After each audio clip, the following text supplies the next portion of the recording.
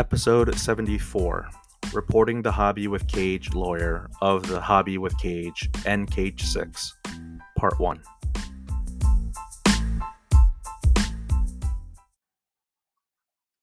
Welcome to the Card Diary by Hobbyist Thompson. I am your host, Danny Cards. Thank you so much for tuning in, and I think you're really going to like today's episode.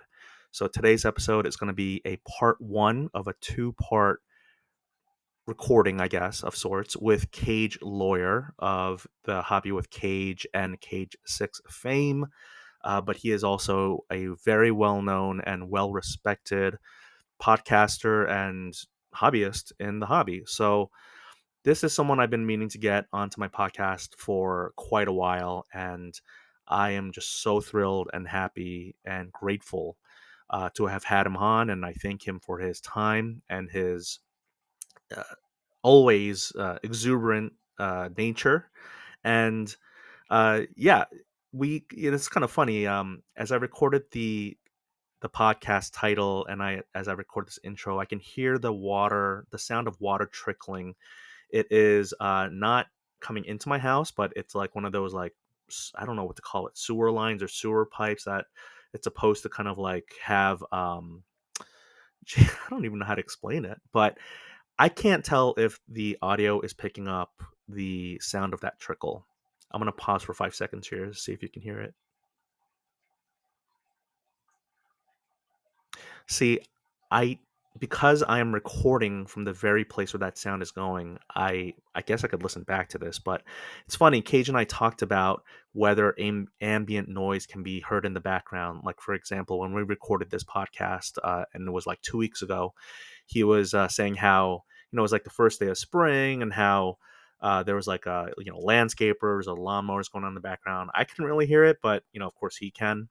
So that's just one of many things that we cover or talk about in this first part. We It's funny, I had him on for reporting in the hobby, and we just talked. I don't know, it was like just having a great normal casual conversation with a buddy, and that, I think, those are the episodes that I like the most. I feel like I have this structure. I want to do graders, breakers, reporters, and it's just any reason to get someone on the podcast. But I kind of like to clump them up into groups.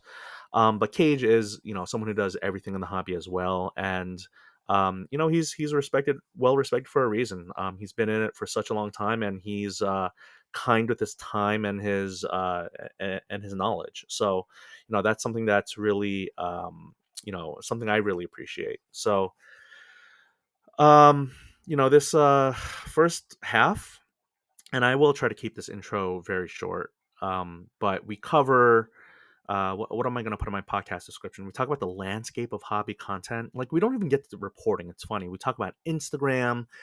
There's this analogy he makes about running the content game with horse blinders on, and we talk about that a little bit.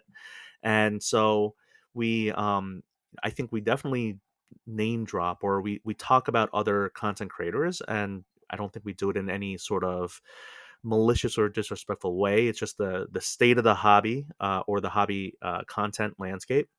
And I don't know, it was like, in a way, when I listen back to this, it's like you get a glimpse into just a conversation that he and I would have. And so, does it go off the rails multiple times? Absolutely. Is there a sound of maybe a lawnmower, or the sound of? I think when I recorded, there wasn't any ambient noise in the background, but something could have been picked up. But right now, I don't know if you can hear the trickling water that makes me not want to record this. But that said, I just feel like I have been a little bit delayed. Like, I recorded this 2 weeks ago, and I feel like I want to make the promo reel, right? But to make the promo reel, I need storage space on my phone, and to make storage space on my phone, I have to upload these YouTube videos that I've been creating and trying to, push out. So, but to do that, I got to make them, and I got to find the raw video, and to get the raw video, it's like this. It's a classic if you give a mouse a cookie type of situation, or there's a hole in my bucket, dear Henry type of situation. But I am so glad. I love making this podcast. I love talking to people within the hobby and just learning from them. And so I hope you gain some knowledge from this one. I don't know. Maybe part two is where you gain more knowledge, but at least, I mean, it's recorded, so I'm gonna push it out. Sorry, it took a couple of weeks, but uh, I've been furiously working in the background to try to figure out the next guest to have and all that. But these are all ready to go. It's just a matter of cutting the intro, putting up the podcast description. In this case, splicing the interview in half. Maybe I'll do a quick outro to explain how, the reason why I cut it at the time that I did. But let's just get into the episode, or let's get into the conversation. That's all I really wanted to say. So thank you so much for listening, and I'll see you on the other end.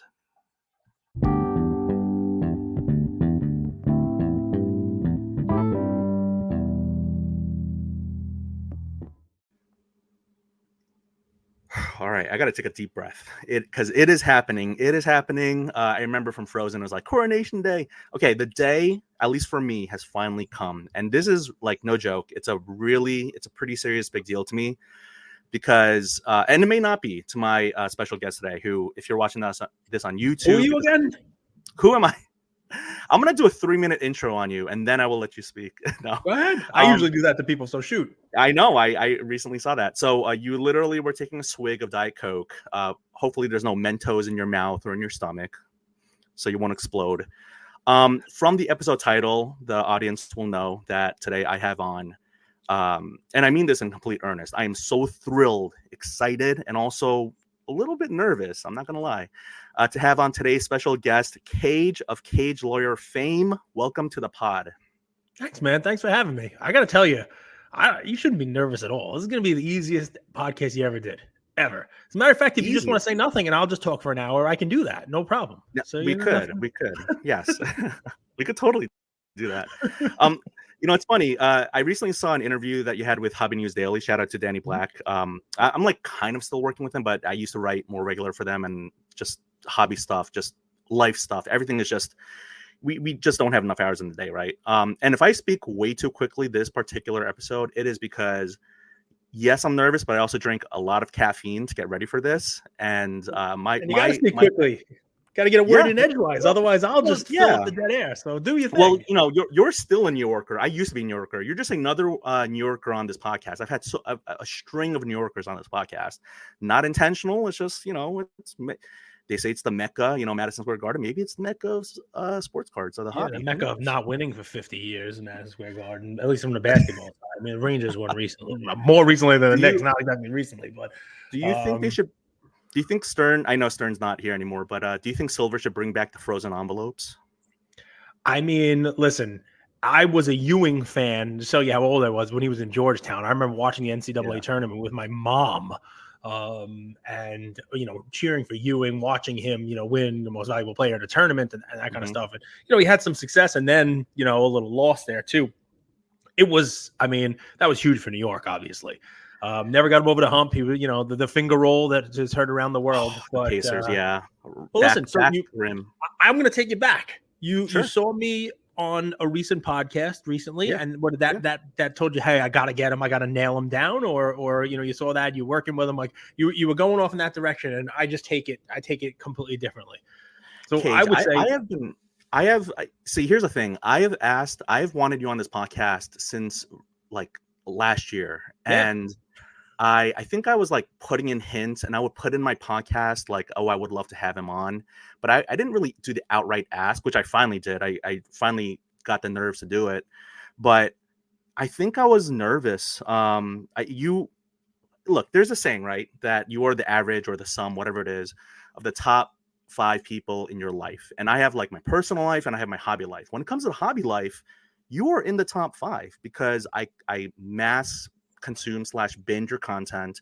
There are times when I go to other people's content and I come back to yours and I have this wonderful little, saved up pile of your podcast episodes, and I binge it and I go, like, you are, and I definitely do not mean this in any negative connotation way, but you influence me. Like, you influence other influencers. Your voice carries, and I'm having you on to talk about reporting in the hobby, the hobby minute, Cage 6, a recent content iteration that I absolutely love.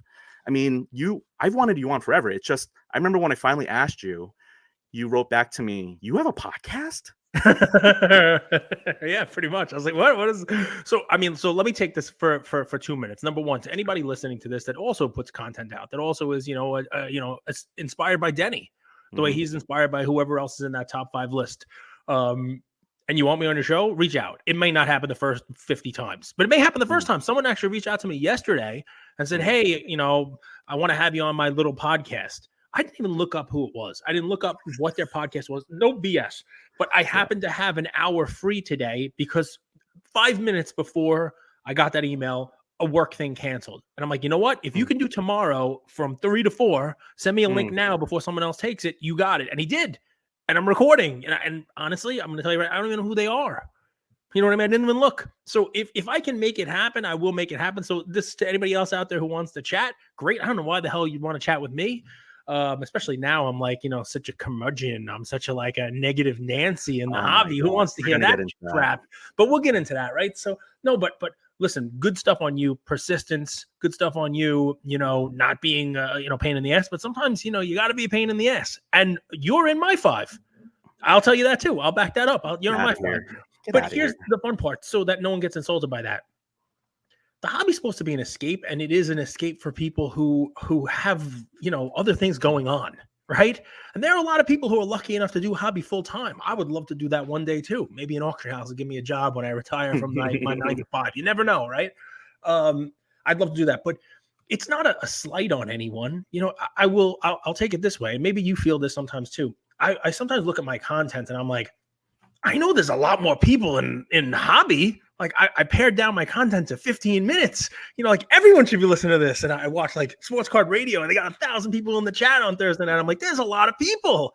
Yeah. You guys should be listening to me. But it's the stuff that you put out is not for everyone, right? There's only a limited amount of time in the day. There are so many people with so many stories and so many messages. I'm blessed to have, it's funny. I'll go back to Andrew, who I, a partner with. He used to say 1,000 true fans.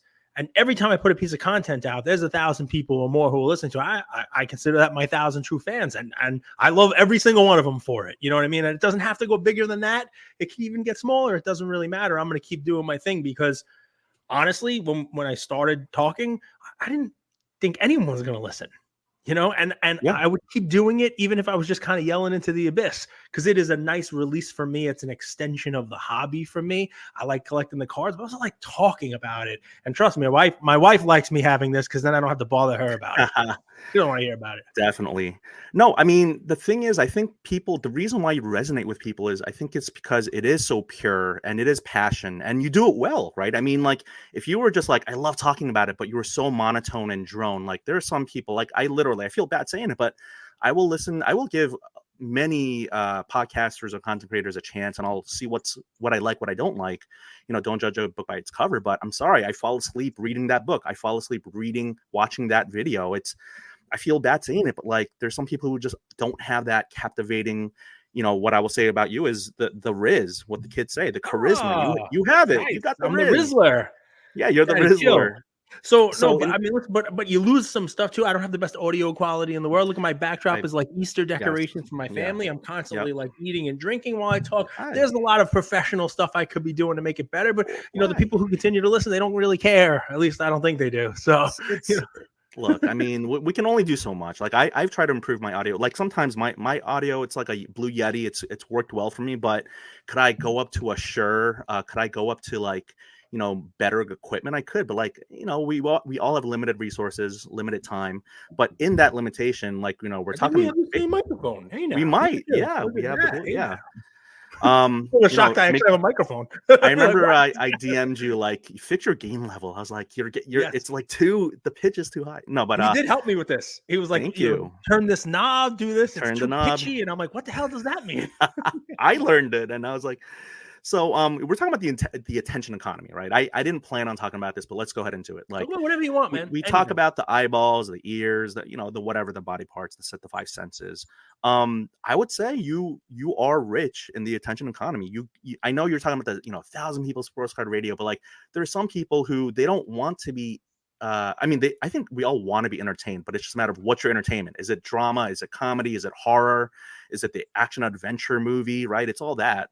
So yes, and I've been in their live, and they're like, I find them very captivating and entertaining because they're just good at what they do. Again, it's just if you're good at what you do, hopefully, we see the hobby, content creation as a meritocracy, not like some sort of like, forced, and everyone has this thing about the algorithm and all that. But yeah, I think you are captivating. So like I mean, I don't want to do the whole origin story. Like I've heard it before and all that, but like, I guess a way to ask it is like, how did you make your millions if attention is the currency?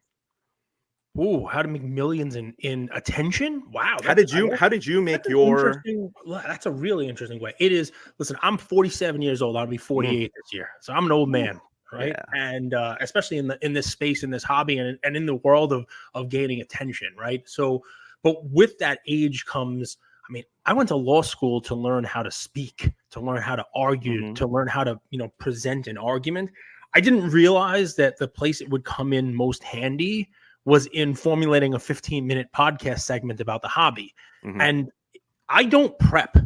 I'm sure this doesn't surprise anyone. Anyone who's listened to my crazy, just kind of like stream of consciousness, train of consequences, to quote Megadeth, podcast where it just kind of goes like off the tracks, on the tracks, you name it. It's one of those, one of those things. But I guess I keep it together because it's something I've been trained to do. It's something I've done in court. It's something I've done in life.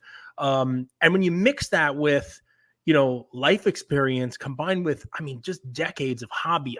I can just talk about what I've seen, right? And I can talk about comparing what I'm seeing now to what I saw as a kid, to what I saw 20 years ago, 30 years ago, 40 years ago.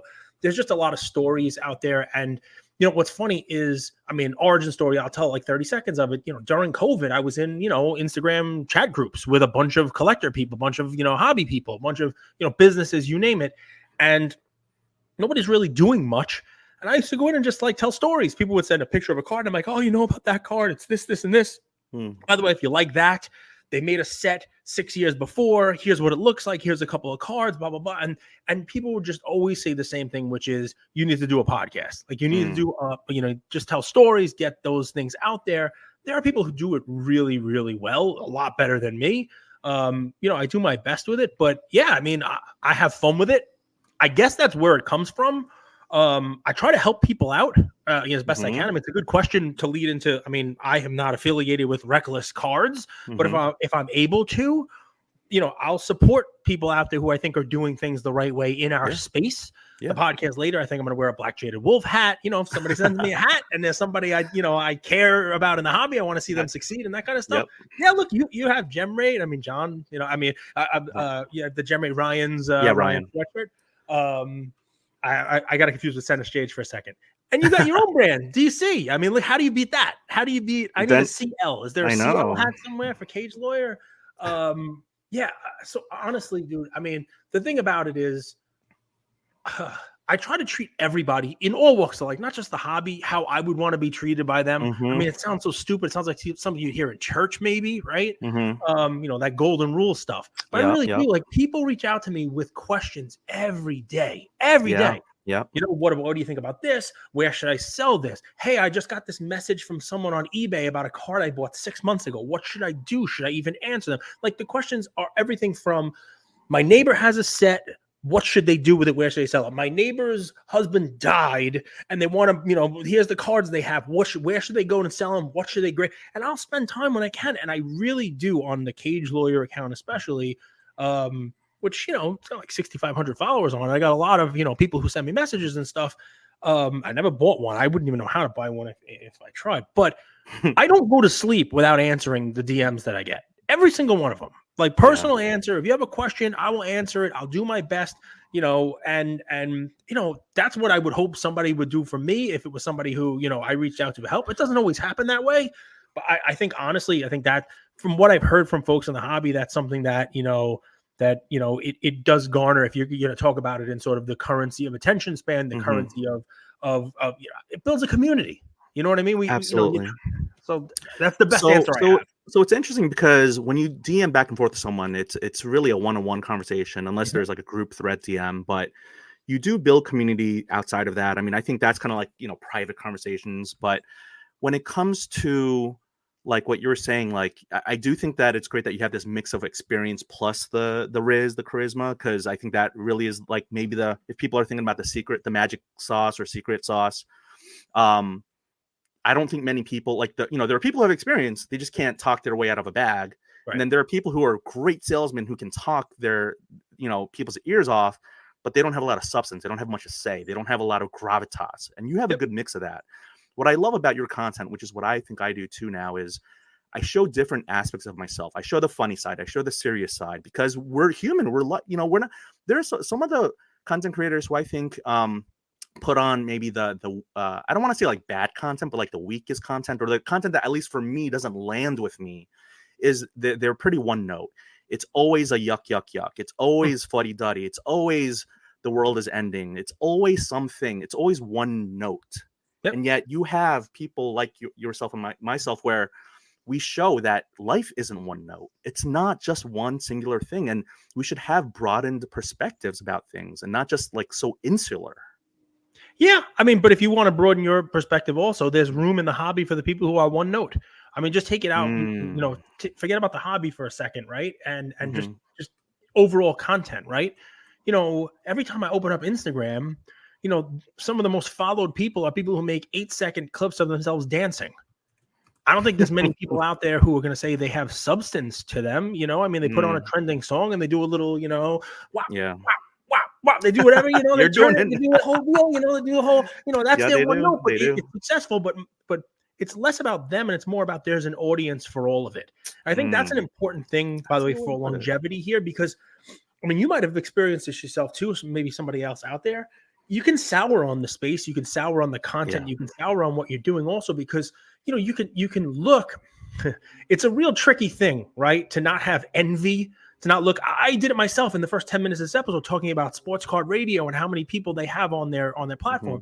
That can turn south on you really, really quick, right? You almost have to have sort of like a, blinders on. It takes a real, and I have to be better at this myself. I'm not saying I'm one of the lucky few that doesn't have any, an envious bone in their body, right?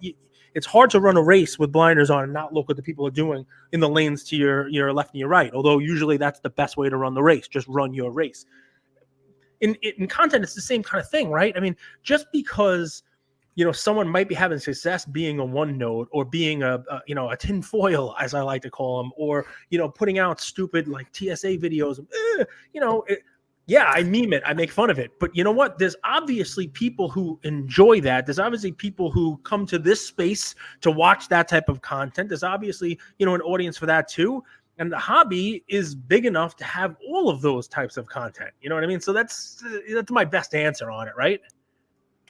I want to take that analogy a little bit further. The horse race with the horses having blinders on. I guess my question is, like, what race? What are we running towards? What's the finish line? Is there, you got video games where you level up your characters, you beat the final boss, and you're like, yay, now it's on to the different video game. Right. Or the Mario saves the princess. Yeah, like, what are we doing here? What race? what are we talking about? Are we racing, Cage? Like, I think we're collaborating. I think we're running like almost like a jogging together to get better for maybe a later race. But I feel like you and I are like having a conversation while we're jogging together. Well, although my time has slowed down a lot since. Well, I mean, listen, people you consider life a race, right? I mean, what's the end? What are you running the race towards? Eventually death, I guess, right? I mean, it's the ultimate race, right? But you try to get better. You try to do things, experience things along the way. Maybe race is not. It was the easiest way for me to do the don't look to your left, don't look to your right analogy. But it's a great question.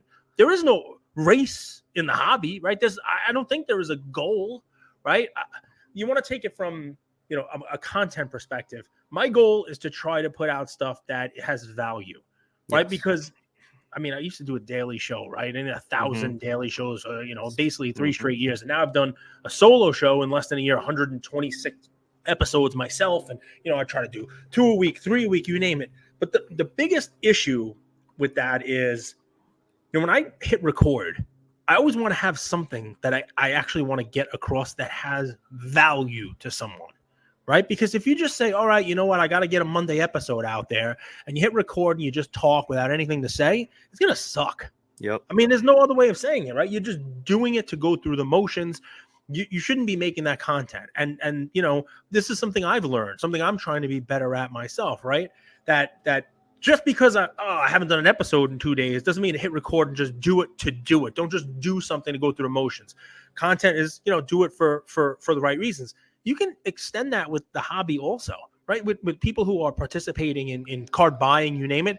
Mm-hmm. One of the great little posts that I see pretty recently is, hey, I'm teetering on how I should behave in the hobby. Should I buy 1 or 2 cards, you know, like a big card, Mm-hmm. a PC card, or should I not do that and spend all that money and just buy cards all the time, you know, smaller cards here and there, so that I'm more involved in the whole deal, right?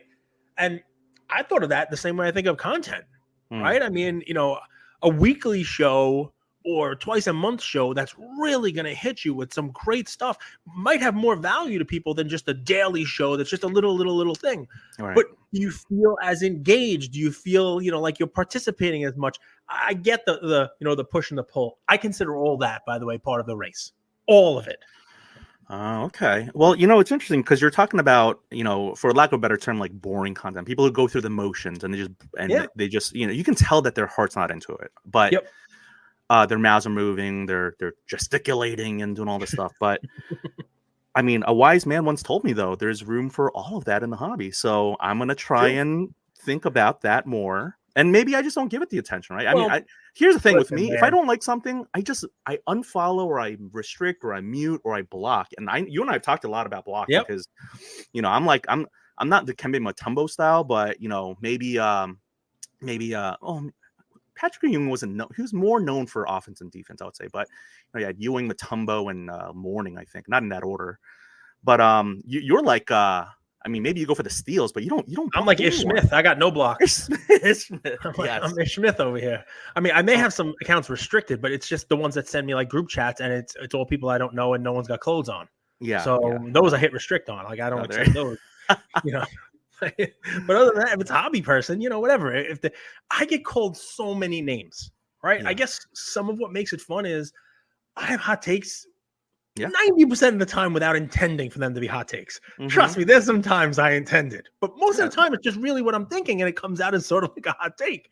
And I get called an idiot every day. Oh yeah. Soccer people love you, right? Soccer people just absolutely. Do. Yeah, some people do. But I mean, listen, the ones that went beyond just calling me an idiot and said, okay, I might be an idiot. Can you explain to me what I'm wrong about? And we actually have a conversation. Those people don't think I'm an idiot anymore. I mean, those people, you know, I don't want to say they're fans. They probably don't listen to too much of my content because it's not. You want them over. You want them over. You try to, right? I mean, you try to. I mean, some people are. You know what? I have turned people who have been sour, and we just have a conversation. Again, if someone is actually going to be respectful, I will have a conversation with them. But if they just want to call me whatever, like the haters, and there's no, how is it worth my time? It's not. I'm not trying to be universally loved. I know a recent criticism from me was Mr. Who Wants to Be Liked in the Hobby.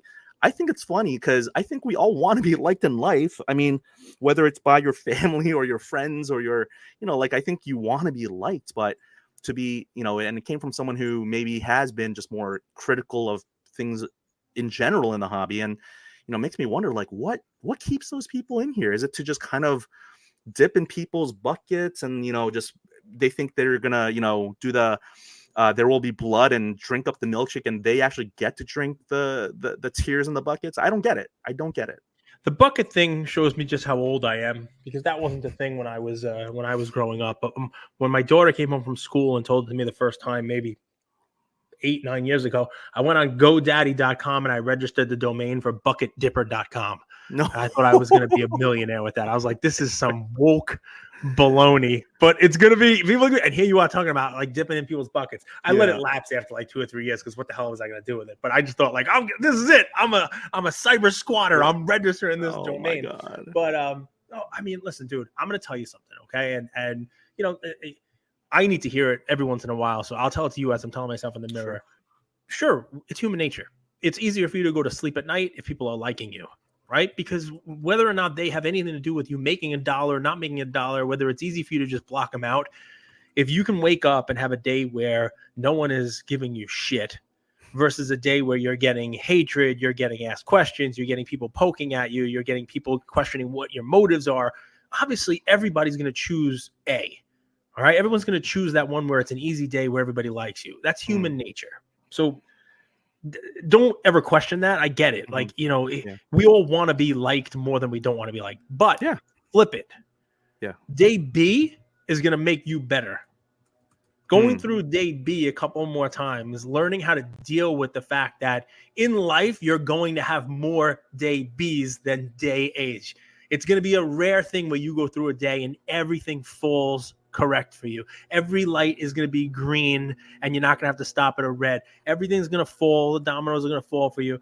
You're going to have to be able to, clear some hurdles. You're going to have to deal with someone who doesn't think that you're the cat's pajamas. You're going to have to answer somebody with some criticism, and you're honing your craft. And you're also, you're building up a little bit of thicker skin, a little Teflon. Let it just kind of like a water off a duck. How many cliches can I throw into one little sentence here?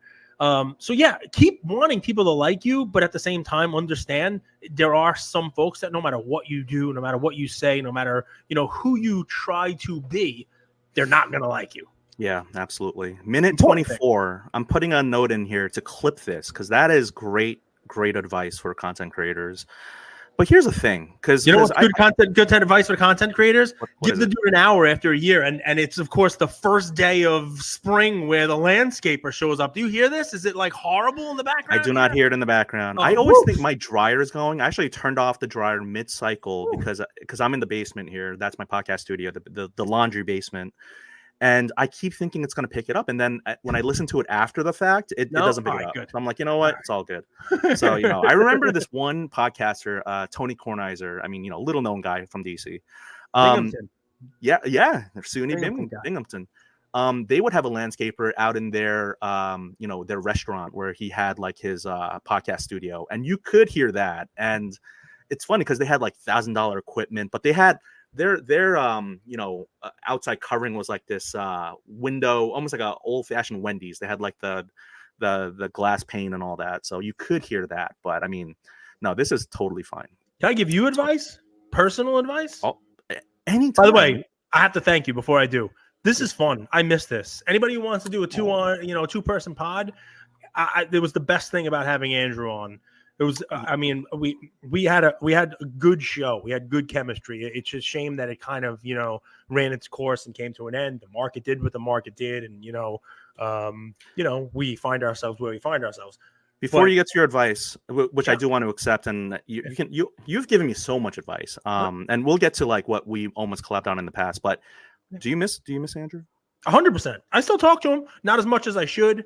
He reaches out every once in a while. He asked me some questions about Disney World last week, which is pretty funny. He's doing good. He's on to his next business. He's pretty successful in that.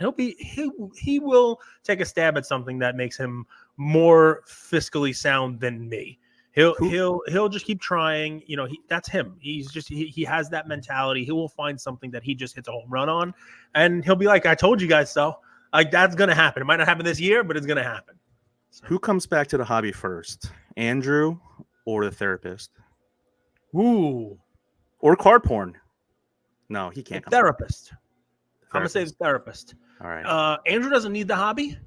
As much as he enjoyed it, as much as he, got, money out of it and the whole deal, it really wasn't him. And what's funny about it is there wasn't a vanity to it for him. Like there is for some people.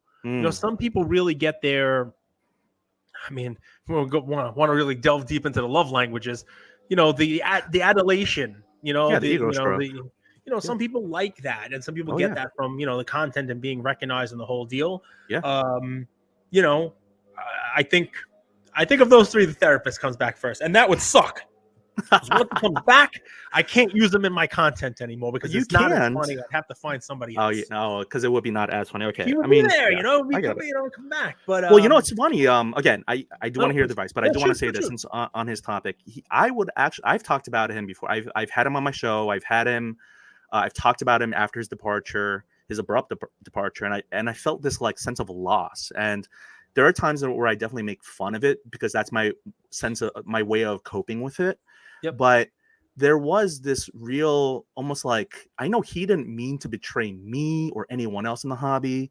And, he said some things off the cuff on an Instagram Live, which, really blew back in his face. But ultimately, he was also, like you, like I've mentioned about you, he was one of the top five in my hobby life. Mm-hmm. And so I binged his stuff, and I really felt like I've talked about this in prior podcast episodes too, which I know you haven't heard because you still, we're actually not recording a podcast episode at this point. We're just talking. We're just talking. But it's a Zoom. Yeah, but it's a Zoom. It's a closed caption CCTV. We're Zoom in the metaverse. Yes, absolutely. Great. But he really it was a parasocial relationship, right? Mm-hmm. It was, I felt connected to him through his content, and he had no clue who I was, and which is fine until I got on his radar by DMing him and saying how much I appreciate him, because I was giving him flowers. I wasn't just someone who listened but didn't say anything. I kind of like with you, I reached out to you saying I really like your stuff, because it wasn't me trying to get into your radar or your sphere. It was just me just showing appreciation, and people do that to me too. There are also people who take that step further and want to connect with me more, which, kind of like you, I respond to every DM. But recently I got into a point where, and like when you're sick, it sucks because you don't have a lot of time because you're sleeping or resting. But this person got upset at me for not responding back to them in 10 minutes. And I'm like, do you realize I do have a life? I do. Yeah. I mean, I'm sorry, I'm not tethered to my phone 24/7. And, my main obligations outside of the hobby, which has dominated my life, is my family, my wife and kids. So I just wanted to say that. But yes, the advice. I bet Rob, and it's funny you put him in the same category of who's going to come back first, him or card porn. It's amazing, right? If I were to suffer a similar fate, if I were to make a mistake, it would probably be very hard for me to come back also. And really, it's a chicken or an egg type of thing, right? And just run with me here. Card porn can't come back because card porn's role was the hobby police, the hobby watchdog. He was calling out scams and calling out fraud and you build a reputation on that, right? You build a reputation of, I'm going to be the guy who doesn't let this stuff happen. And then when you are it, how do you come back from that? It is basically impossible.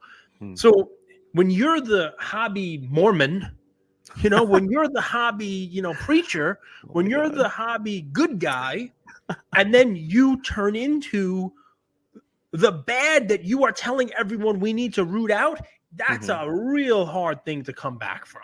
Hard thing to come back from. Because the people who were listening to that community you built up, that audience, that we were talking about building up before, it's built on trust. Yeah. And you don't get that back. You know what I mean? You don't get it back. So, it's an interesting thing. It really is. And the side to that is we are not infallible, right? We all make mistakes.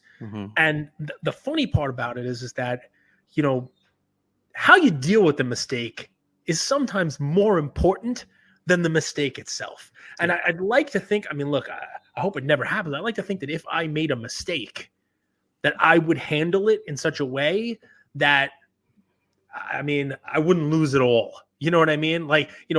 There would have to be some sort of understanding, some sort of, mea culpa. The fun part about this space is the mistake. It's made so much worse by the aftermath. Yeah. You see so much of it here. It's just so bad. But anyway, I'm not going to go down that road. The truth of the matter is it's a hobby. We're buying and we're selling. You are, you're only as good as your word here. And we don't have too many ways to screw it up, right? If you make a deal, go forward with the deal. You know what I mean? If you're going to sell somebody something, make sure they get what you sell them, right? Try not to rip somebody off. Try not to scam somebody. Try not to steal. Try not to, just like I said in the beginning, just try to treat somebody the way you'd want them to treat you if you're on the other end of the equation. It kind of goes with everything, not just hobby, but life. So my advice to you. Yes.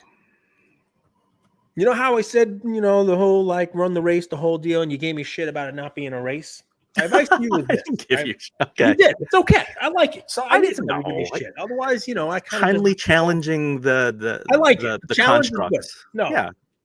you have a difficult thing here, right? Mm. Because I don't know if I've seen anybody else do it. This like Fan Arch is another account that just kind of exploded on the hobby scene in the last couple months. I think they have their own stuff, but their hobby account is now growing, and they're like partnering with this person, partnering with this. But where's my phone call, Fan Arch? Come on now, you know who I am. No, so you have this. You kind of came out of nowhere. Mm-hmm. And when you come out of nowhere and you grow the followers the way you do, there is always, not just in the hobby, I'm not nitpicking, not attacking anybody, but there's always going to be a small segment of people who are, you now have a target, right? You have a target. And the target, people are going to take shots at that target in different ways, right? The one that probably gets to you the most is, who is this guy? I don't even see his cards. Does he even collect? You even collect, bro? Like, it should be a shirt, right? Like, Denny no cards. Right, Denny no cards. cards. He no doesn't cards. even know cards. He's got Denny no cards. That's what you were called. See, I was called that in a stream. Yeah, absolutely. So then, there's the attack. What I would say to you is this: you got to ignore that shit, but you also have to expect that it's going to come, right? You got. You really do, right? There is no way of running this race clean. There's no way of doing it. What I mean by that is not you can be clean, but you're going to get dirt thrown at you from the other racers, from the people in the stands, from wherever it is. You're going to get, people are going to be chucking stuff at you because it's just the way it is, man. And what I have found, here's the advice section, is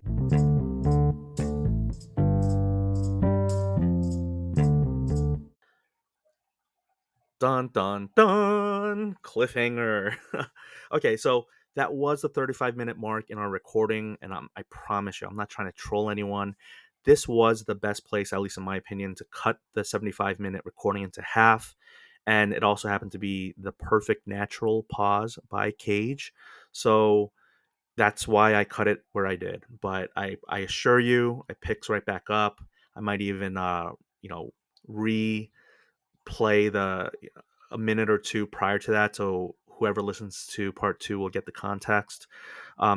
This was just such a great, I just enjoyed this conversation so much. And so thank you for listening to The Card Diary by Hobbyist Thompson. This is where I do my outro. Please leave a review on Apple, Spotify, or wherever you get your podcast needs. And if you like this, please share with a friend in the hobby. It would really mean so much to me if you did. And also, if you have any thoughts on this episode or any past episodes, please let me know what you think about the hobby via Instagram DM, or put a comment in one of my promo reels, or you can email me at hobbysthompson@gmail.com, and I may use your comments or questions in a future recording or episode. So that's it. Thanks for listening. And again, till next time.